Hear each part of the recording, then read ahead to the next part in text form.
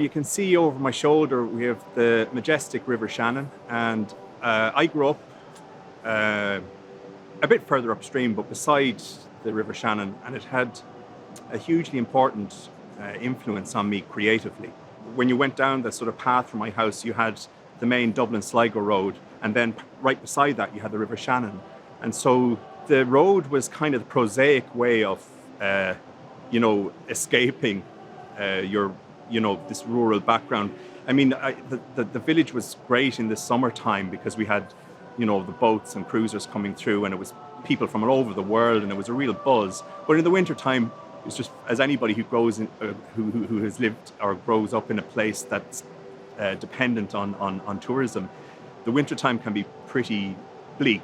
So the idea of the escape was very important. So the physical escape and the sort of prosaic one was the road, but the river was the kind of metaphorical and the one of the imagination.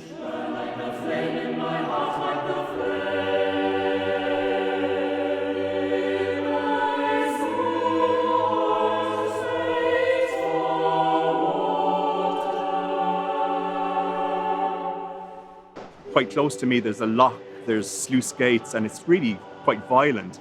But within 100 meters of that, you've got this little inlet on an island that's incredibly calm and peaceful. So there was this juxtaposition of the violence of the water and of nature, and then the intense peace and tranquility of it.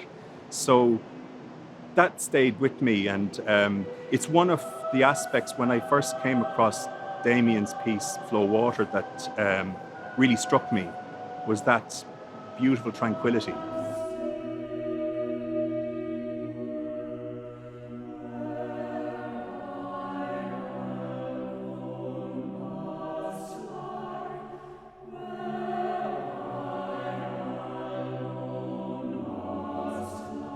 This river, it's very important. I think it's very important. Anybody who's grown up beside it, or anybody who knows the River Shannon, they'll know it's it's not just the longest river in Ireland. It has a kind of, I think, a spiritual dimension, and that's my experience with this river.